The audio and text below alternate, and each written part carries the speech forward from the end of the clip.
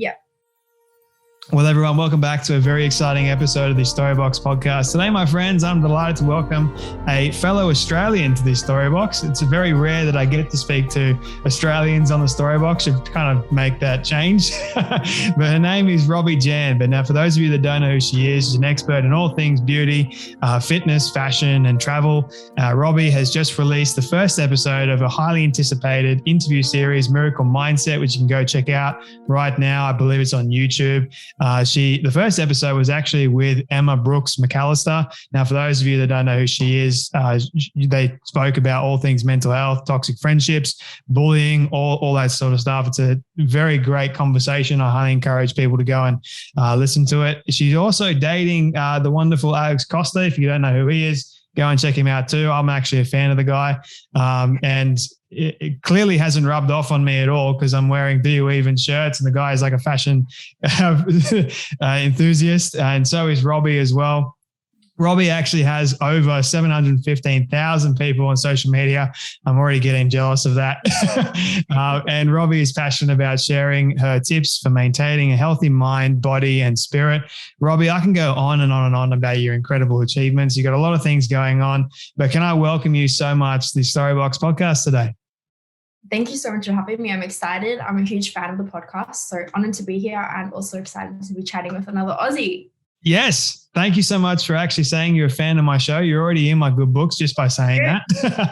So off to a great start already. But it's great to have you here, Robbi, and really, really do mean everything that I said. All your work is honestly amazing.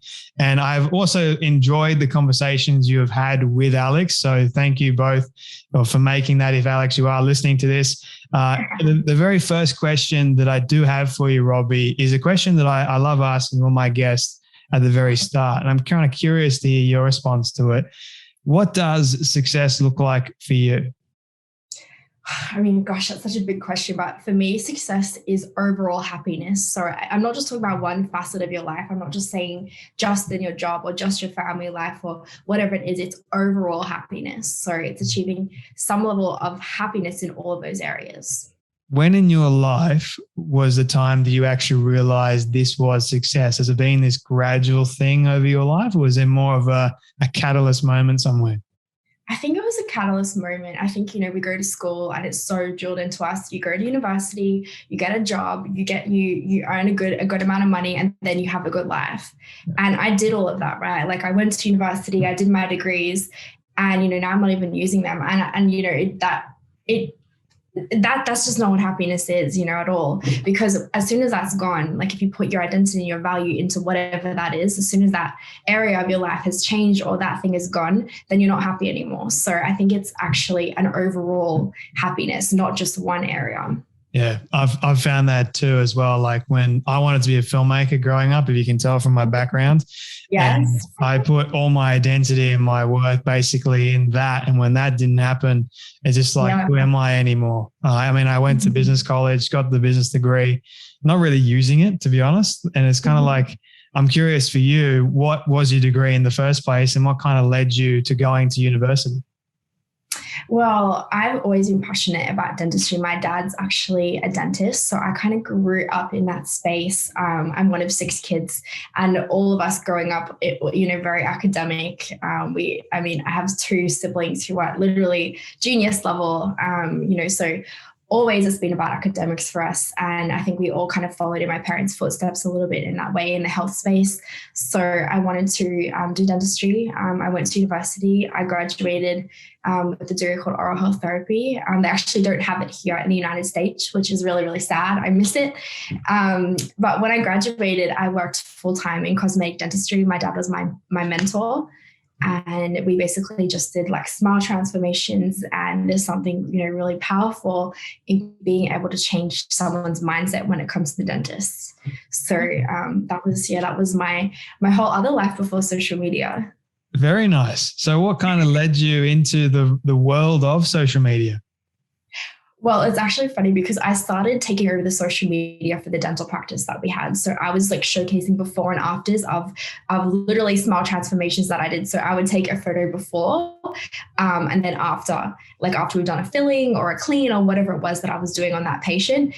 And our business, our business skyrocketed because people love to see these things. They're interested in, you're telling a story and you're also showcasing your work. So now you're not just like a name in the industry, people can see the work that you're doing. And when I was able to see like the power in social media, I was like, hang on, like I actually really enjoy this. Maybe there's more here. I do have to ask you, how is my teeth and the smile? Just out of curiosity. You're glowing. Like, it looks great. Thank you. Yeah. Another plus in my good books already. So I'm interested in, like, you do have this amazing platform in social media. Did you find it difficult to start your own brand? It's different to working with an actual business brand, or is it? Like, did you find a difference between them? There is definitely a huge difference. I think when you're working for a business and it's easier to set goals, because you know exactly what it is. But often, and and so many of us at home as well know that when you're in a situation, it's hard to look outside of it. You're in this glass and it's hard to be on the other side of it. So I think, sometimes it is overwhelming. And of course, that's where, being organized and actually treating it like a business. Yeah. Rather than just, you're not just taking photos of yourself. And that's what so many people think. But there's so much more to it. And you're actually building connections with people in your audience and hopefully making somewhat of a lasting impact. So how do you keep your mind safe from all those bullies or all those people on there that comment all this crazy negative stuff? Have you been faced with that before?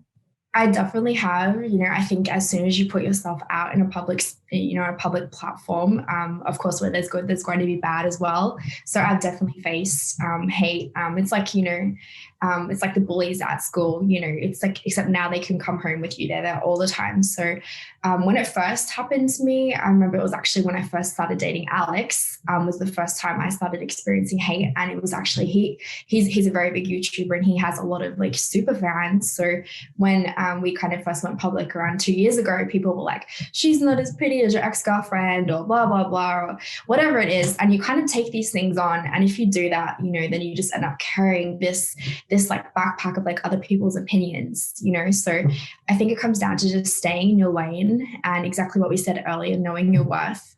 And, you don't know these people. So just water off a duck's back. You have to ignore it. Now, having that said about you, and creating this kind of mindset of resiliency and just saying, water off a duck's back, that's not always an easy thing to kind of create, especially if you are going through it. So how have you been able to create that sort of mindset? You have to catch yourself when you're having these negative thoughts. Recently I saw a comment and it was so funny. It was like literally the other day and I read it to Alex and it was this person and he was like, wow, look at your thunder thighs. He's like, your time as an influencer is running out. People aren't going to follow you if you're not hot. And I just read that and I was like, wait, am I putting on weight? And I started to second guess myself. And it's these toxic thoughts that slide into your mind, but you have to take control of your mindset. So when you start having these thoughts, you literally have to be powerful enough to stop it. You have to stop it in its tracks. And otherwise it just takes you to a dark place where you don't want to go. Yeah. Have you ever struggled with those dark places? Absolutely. I think all of us at some stage in our lives struggle with mental health or, unwarranted opinions from other people. That can be people that we work with, our siblings, our family, online trolls. It all hits you the same. So of course I've struggled with those dark places, and it's only since I've gotten older that I've realized that if you take on what other people say about you, like you're never going to be strong in who you are. Like you're never going to be completely happy and as we talked earlier about successful, that your happiness goes into that. You're never going to be happy if you're trying to, please everybody. And if you are taking on those things people say about you, then, you're never going to be fulfilled because everyone's always going to have an opinion. Yeah. What has Alex taught you about helping your mental health? He's really good. He's been in the social media space a lot longer than me. He's been on YouTube for over 10 years. So he's had a lot more experience dealing with that than I have. He doesn't even entertain it at all. You know, if he's getting, you know, a mean message or a DM or, you know, a comment, he's just going to block that person. You know, he's not going to sit there and respond to them. Whereas, and that comes from a place of security. Whereas if you're feeling insecure, sometimes you feel like you have to justify yourself. So sometimes I'll sit there and people will say, you know, oh, you're this, and I'm like, well, no, I'm not. Like, I have university degrees and I'm very smart. Like, you feel like you have to justify yourself, but you don't have to do that. So that's been definitely an incredible thing that I've learned from him. What would you say has been the most vulnerable moment for you in your life? Oh man, I honestly, I would have to say, and I mean, everyone at home doesn't know, but I was actually married for a really long time. I was married for nearly 5 years, and I went through an incredibly messy, very hurtful divorce. And I think that was probably the darkest time of my life because I'd put so much of my identity as a person, as Robbi, into this person and into my job and into that relationship. So again, when it wasn't there, I kind of fell apart and I was flailing, like trying to figure out what am I, who is Robbi without this person. So I think, you know, God is good and his grace is good, and definitely learned a lot after that. Amen to that. I mean, I didn't go through a divorce, but I went through a difficult breakup in 2019. Yeah. And you're right. Like, I did the dumb thing of putting my entire worth, my purpose, my identity, everything that I was, value, and I thought that I never would be loved again by anyone into this one girl. And I thought, you know, nothing's going to break us apart.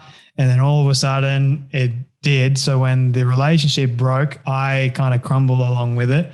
And it was, I think it was a blessing in disguise, because that sort of took me along the journey of finding who Jay really was, and uncovering all those, like, what my purpose is, who am I, what do I really want to do in life. So, you know, I appreciate you being vulnerable with me and sharing that you did go through that, and for my audience.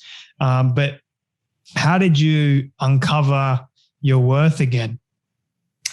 Honestly, it's a slow process. And I remember when I went through this breakup, you know, it's like anything, you ebb and you flow. You have good days and you have bad days. So I remember one day I was having a bad day and I was actually at home, and my mum had come over and she said this comment that at the time it ticked me off. Like, I was so livid at her. I can still experience the emotion now. That's how angry I was.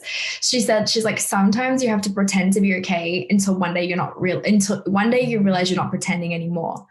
And I was just like, at the time I was like, you have no idea. You've never been through a divorce, Mom. Like, you don't know. And then literally 6 months later, I was thinking about that conversation for whatever reason. It popped into my mind. And I was like, wow, I did pretend to be okay. Like, you show up and you get dressed and you show up at work and you keep showing up and showing face and being positive, even though that's not necessarily how you feel. And then one day you don't even realize, but you actually aren't pretending anymore.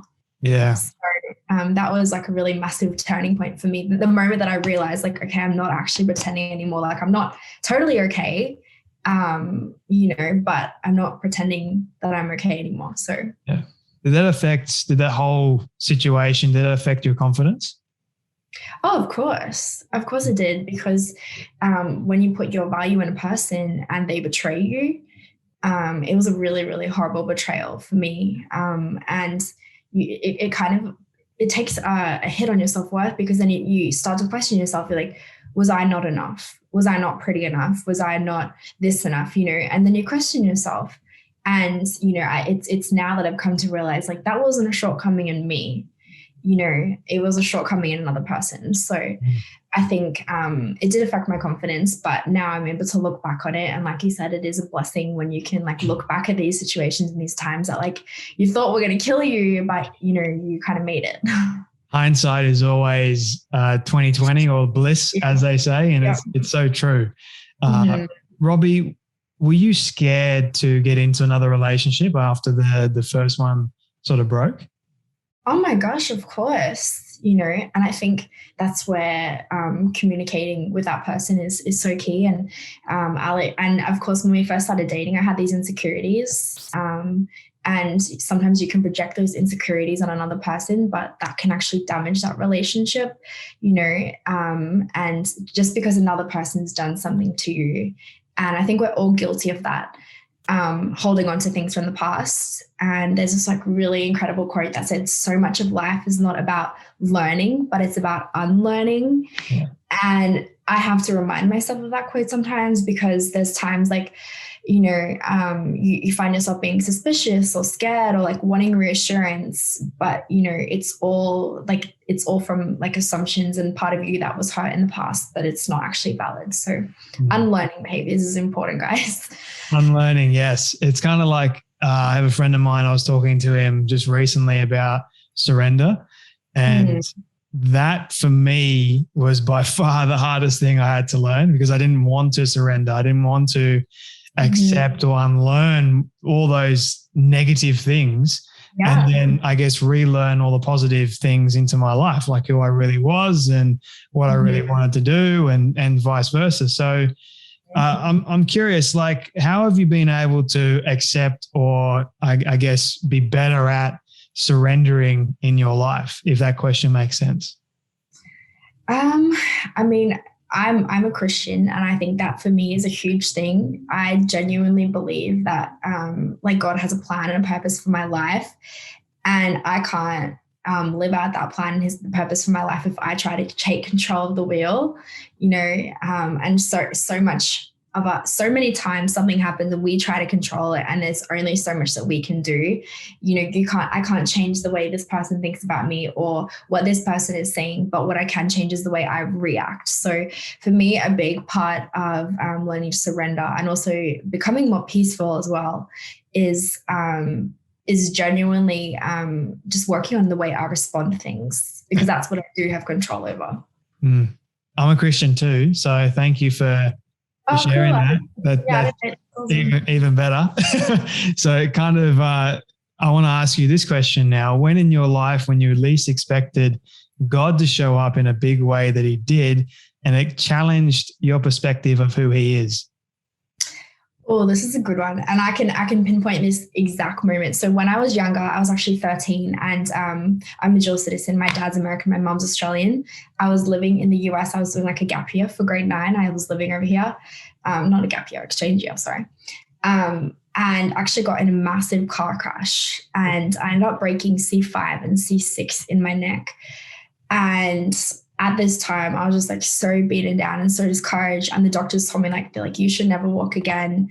But like miraculously, like you're going to like be totally okay. Like, and I just remember at that exact point, I just like felt this like peace come over me, and there was there should have been no peace. Like I was in hospital, like, the beep is going off around you and nurses and doctors and everyone's panicking. My family's on the phone.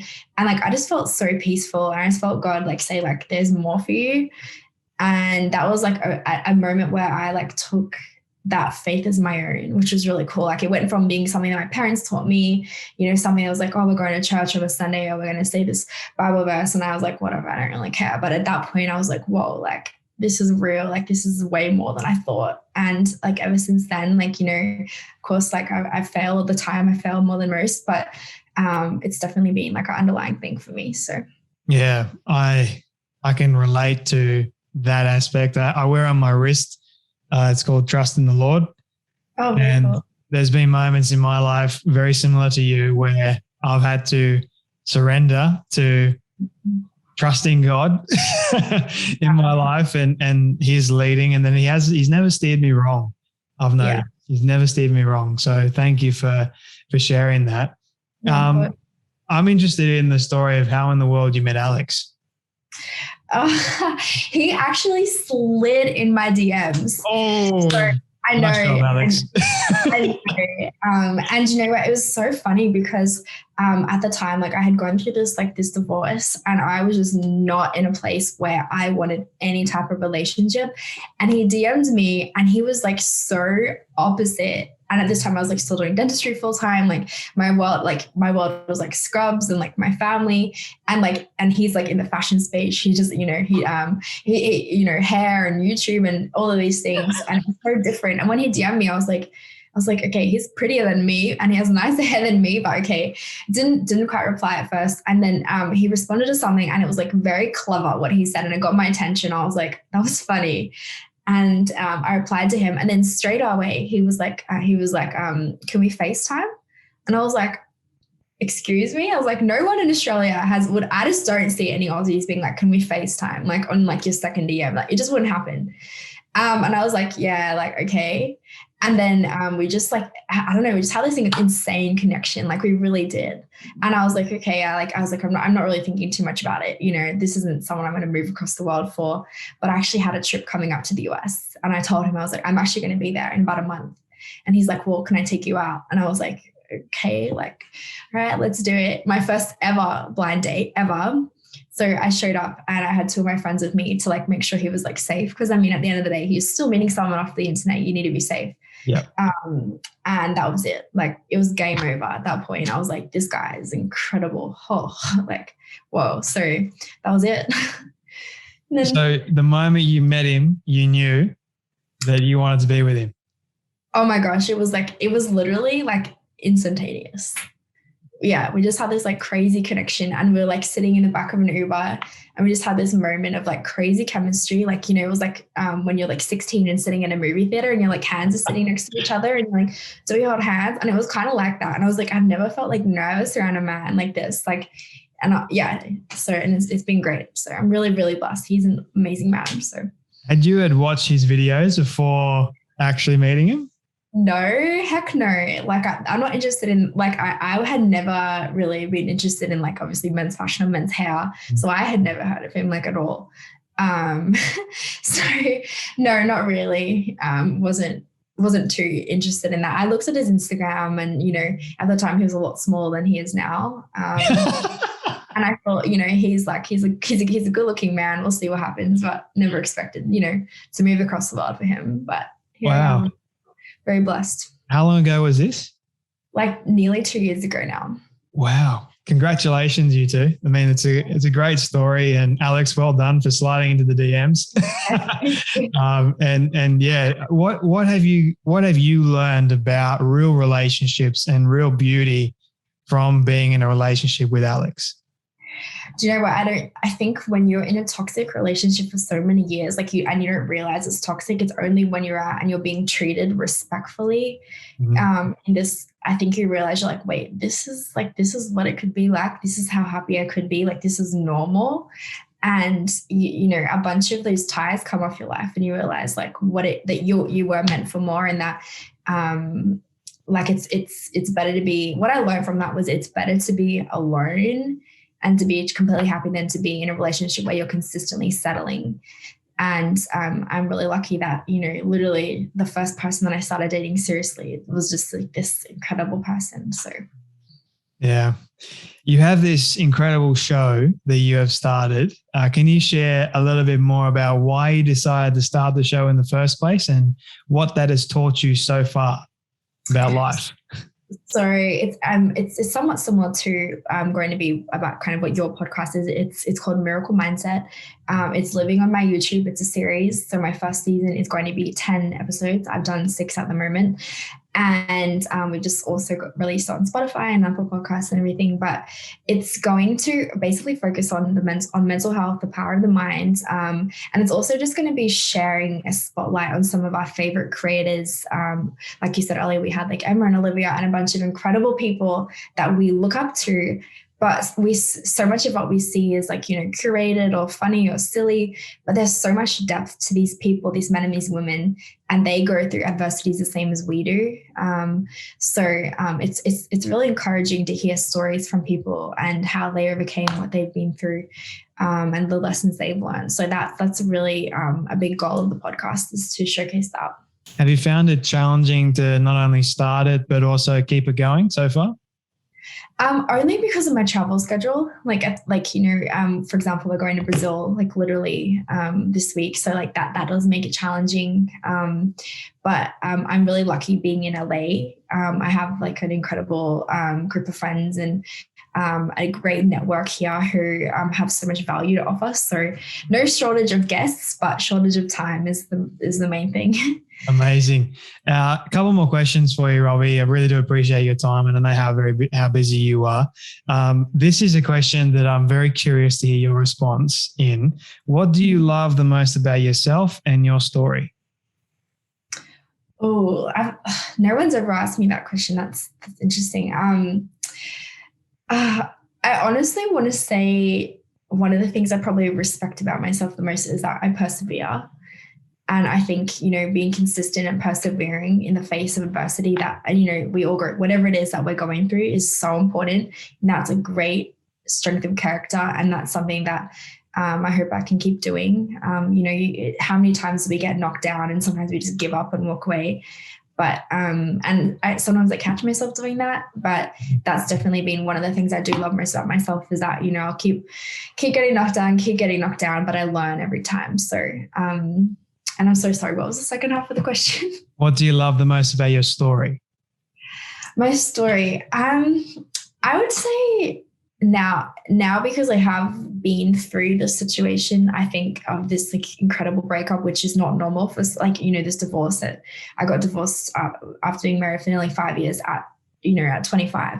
Not many people have been through that. So it kind of gives me a whole different facet of my life. Like I feel like I've lived a number of different lives. So in some ways, I think it gives me some sort of wisdom. And I think, if I can, help anybody go through that or help anybody realize that their worth is not in that relationship, or if they're going to be okay and encourage people in that space, then that makes it all worth it. I love how you said when you get knocked down, you get back up.